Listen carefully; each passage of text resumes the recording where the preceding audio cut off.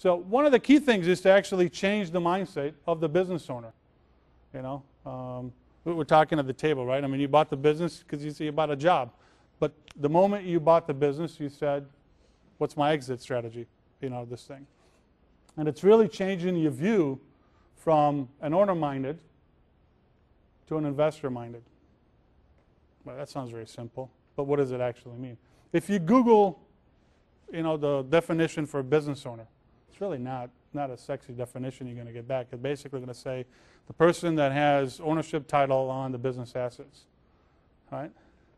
So the business owners in the room, look yourself in the mirror, and that's essentially what it is. If you look at the definition of an investor, right? So an individual who commits money to investment products with the expectation of financial return. Those advisors in the room, how many of your clients, business owners, think this way? Right? Well, I mean, the majority of them are in the trenches, right? And I'll use my military background. They're in the trenches, they're firing bullets, and they're saying, I'm running out of bullets, give me more bullets. Just keep on firing. There is no strategy to go to the next level and what they're doing, right? And part of it is the demographic of who we're dealing with. I mean, entrepreneurship tends to comes with the ADD personality. It's the people that get up at 3 o'clock in the morning and have a lot of ideas, but the implementation, the execution is not there. And some, I mean, I've got successful companies that I would say they're successful in spite of themselves, right? I mean, they just, they just rode the wave of the industry. I mean, we've got one in particular that, I mean, the industry went from $700 billion in '99 to $1.6 billion in 2004, and they just went on for the ride.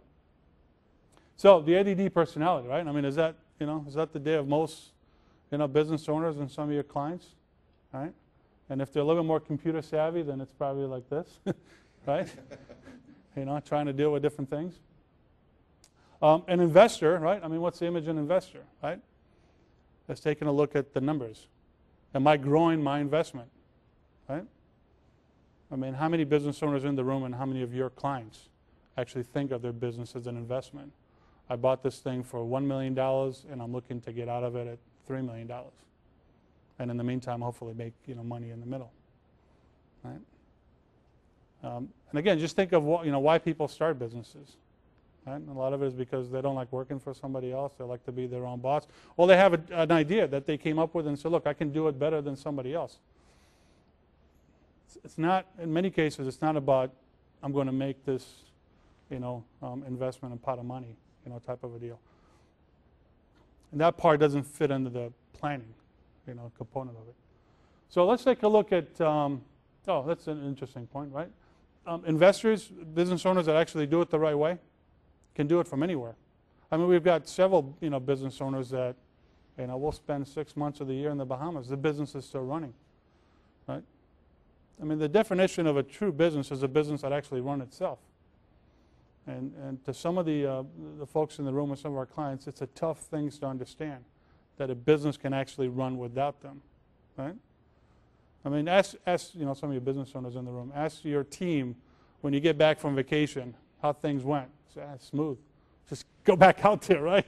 I mean, business owners do tend to create this turmoil in the business and a lot of tornado because they're very I'll use the term control freak to be nice, but I mean it's just part of the deal.